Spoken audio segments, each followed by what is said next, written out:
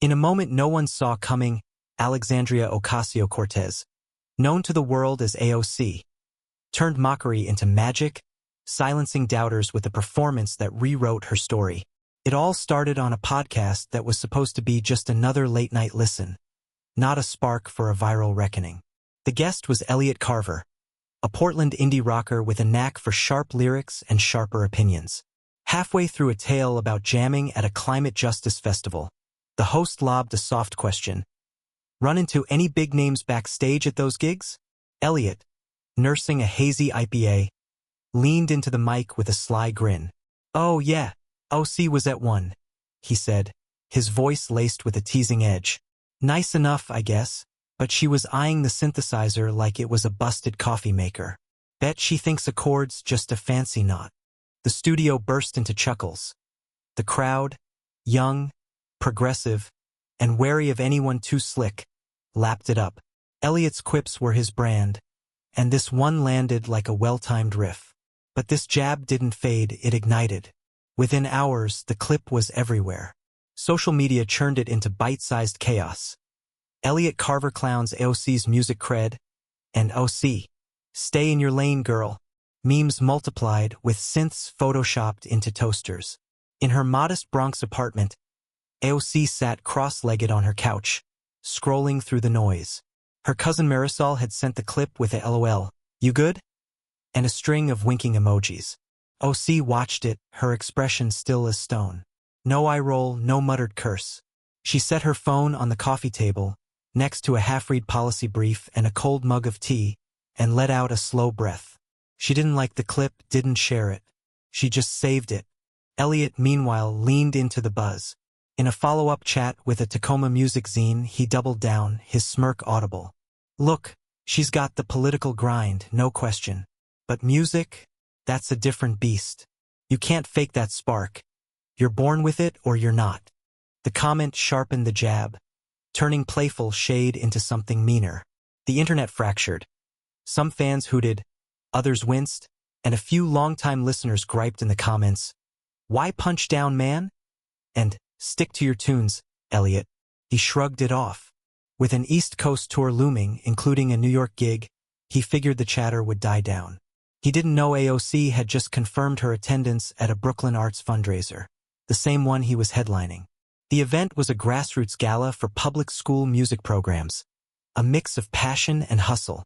OC wasn't there to grandstand or perform. She'd signed on as a low-key donor, planning to write a check and leave before the speeches got long. She hadn't played music publicly since her college days, and no one expected her to. But the clip had stirred something. An old itch, a half-forgotten promise. Days after saving it, she wandered into her cramped living room, nudged aside a pile of campaign flyers, and unearthed an old Yamaha keyboard, its keys yellowed and sticky from neglect. She pressed a key, cringed at the tinny note, and chuckled softly.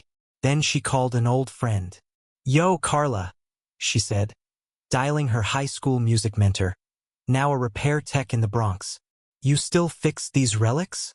While Elliot kept the hype alive, tossing another AOC dig on a Jersey radio show. What's she gonna do? Karaoke her way to Congress? AOC was woodshedding. Not for clout, not for headlines, but in stolen moments after late-night constituent calls. With her cat curled up on the couch and the city humming outside. She didn't tell her staff, didn't tweet about it.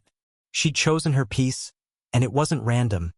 Debussy's Clair de Lune, a melody tied to her past. The Brooklyn event was weeks away, and when it arrived, the room would learn what she'd been carrying all along. AOC's public life was a storm, fearless, unyielding, the youngest woman in Congress, a Puerto Rican firebrand from the Bronx who challenged power with a grin and a graph. She was viral debates, policy deep dives, and clapbacks that broke the internet. But beneath the headlines was another pulse, one she kept private. Long before Capitol Hill, before her economics degree at Boston University, there was music. Growing up in a tight-knit apartment near Pelham Parkway, her father, Sergio, ran a small architecture firm, while her mother, Blanca, scrubbed houses and played gospel on a second-hand keyboard at their local church. Every Wednesday, young Sandy, her family's name for her, would haul her backpack 3 blocks to Ms. Torres' apartment, where an old Casio sat amid the scent of Eras con Gandals. At 8, she plinked out her first scales. By 12, she was hooked on jazz progressions and classical runs. Ms. Torres was tough. Wrap a ruler on the table if Sandy's rhythm slipped. Don't just play, she'd say. Breathe it. By 13, Sandy could mimic pop songs by ear. At 16, she entered a citywide talent contest, tackling Clair de Lune. She froze mid-performance, hands shaking, and barely finished. The crowd's pity claps burned worse than silence.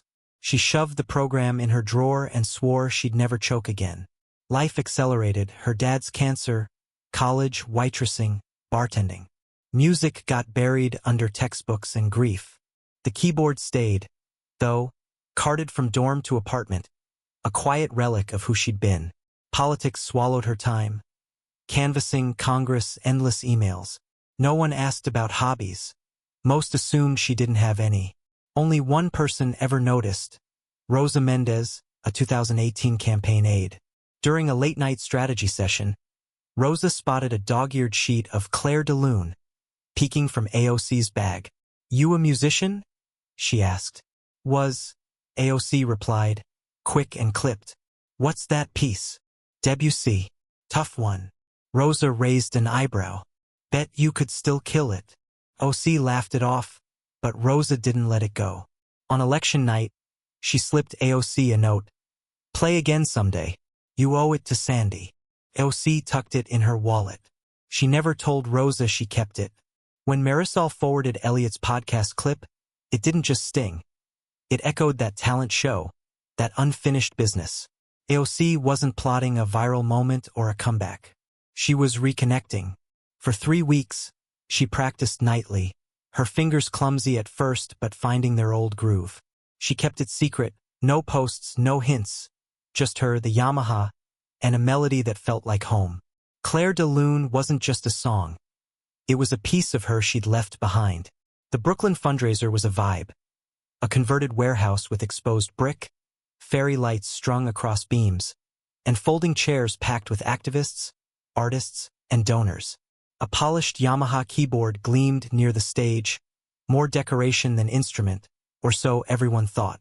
AOC arrived at 7:15 p.m., in a second-hand navy blazer and jeans, no staff, no spotlight. She hadn't played for an audience in a decade and wasn't sure she would tonight. She lingered by the dessert table, nibbling a cookie, chatting with organizers about school budgets. No one mentioned music. She didn't bring it up. Elliot was across the room, in a faded denim jacket and scuffed sneakers, holding court with a bassist from Bed-Stuy and a local reporter. He didn't notice AOC until a volunteer pointed her out. He grinned, sauntering over, his voice carrying. "Well, look who's here," he said, raising his beer. AOC, gracing us with her presence. She turned, her face calm. "Elliot, nice set list tonight." He smirked. "Nice dodge. Here for the kids or just the Instagram likes?" "Kids," she said evenly. "They need this more than we need photo ops." He tilted his head, nodding at the keyboard. "So, you gonna bless us with a tune? Or is that thing still a mystery box to you?" A few onlookers tittered. OC held his gaze. "You talk a lot for a guy who's supposed to sing." He laughed, undeterred. "All right, prove me wrong. Hop up there. Let's see what you got." The air shifted. A donor paused mid-sip. A photographer lowered her camera. AOC glanced at the Yamaha, then back at him. "I don't play for bets," she said, "but I'll play for them." She nodded toward a group of teens from a local music program, watching from the back. She walked to the stage. Not a march, just a quiet stride, like she'd decided this years ago. Elliot froze, expecting a sidestep, not a yes. AOC whispered to the audio tech, slid onto the bench, and adjusted the seat. The crowd hushed, phones emerging. Not in a frenzy, but with a cautious hum, like they sensed something real. She rested her hands, took a breath, and began. The opening notes of Clair de Lune drifted out, delicate, then deepening, like a memory unfolding. At first, Some thought it was a trick, a pre-recorded loop, until they saw her fingers dance, her head tilt with the melody. This wasn't a stunt. It was soul, honed in private, poured out now. Elliot stood near the bar, arms folded, his smirk gone. He didn't know Debussy, but he knew feeling grief, hope, something bigger than the room. He remembered a dive bar gig in Seattle, 30 people, his voice cracking, but an old guy in the back clapping like he'd heard gold. That vulnerability hit him now, watching her.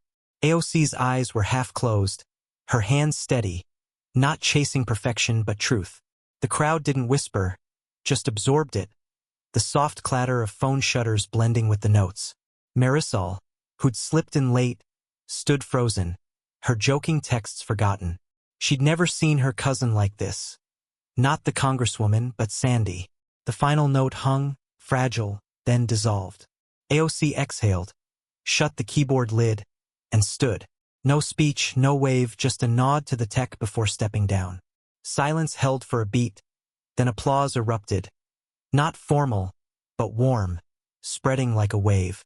People rose, more followed, until the room was on its feet. It wasn't about politics or owning Elliot. It was about being wrong and witnessing something undeniable. AOC grabbed her water bottle, took a sip, and blended back into the crowd. Elliot stayed put, hand on his neck, quiet. His bassist leaned in. "Man, you stepped in it." Elliot didn't answer, but he felt it, a crack in his certainty. When Elliot's set came, he climbed on stage with less swagger. He adjusted the mic, cleared his throat. "Change of plans," he said, voice softer. "I've spent years thinking I could size people up in a glance, who's real, who's not. Turns out, I'm wrong a lot." He looked at AOC standing near the back. "And I owe someone here a sorry." The crowd stilled. He skipped his usual effects-heavy opener and played a stripped-down song. Just guitar and voice, raw and unguarded. The applause was hers in echo, real, deserved. OC didn't clap.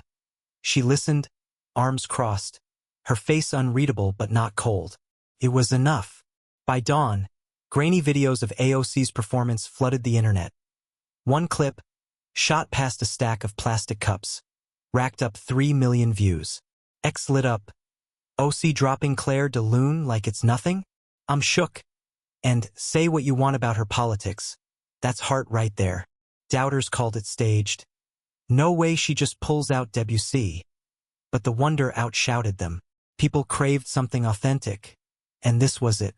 Elliot went silent online, no quips, no defense. In his Airbnb, strumming his guitar, he kept hearing her notes. Their weight, their ease, how she didn't need the crowd's love to play. His old bandmate's advice rang in his head. Real musicians don't play for cheers. They play what's true. He got it now. OC stayed quiet, too. She dodged CNN, a vibe profile, even a late-night show pitch, AOC, the secret pianist. She answered one message, though, from a 14-year-old in Queens. "I saw you play, and I'm bad at violin, but now I want to keep going." AOC wrote back, "Keep going. It's not about nailing it. It's about meaning it." That night, Elliot posted a single photo. His guitar on a chair, captioned "Rethinking some things." He lost a few fans who called him soft, gained more who saw him level up. A month later, at a gig in Rochester, he stopped mid-set. "I learned something," he told the crowd. "We're so fast to judge, we miss what people hold inside." Then he sat at the venue's creaky keyboard, mangled Clair de Lune, and cracked up. "Yeah, AOC's got me beat." The crowd cheered, not for the notes but for the honesty. The moment didn't vanish. Clips hit NBC, Pitchfork, even a Colbert monologue. Not because AOC was a politician, but because she broke a mold no one knew she was in. One ex-post lingered. "I've argued against her for years, but that performance? Stunning. I feel small for thinking she was just a headline." Another, "That wasn't left or right. It was real." AOC trended not for sparring, but for playing. Elliot started piano lessons in Brooklyn, done with posturing. In the Bronx, AOC's Yamaha was tuned, alive again. She played after dark, not for views, just for herself. The world kept turning, but for a moment it paused. And maybe that's the lesson: we label, we dismiss, we assume we know. Then someone sits at a keyboard, and everything shifts. Silently, perfectly, without a word.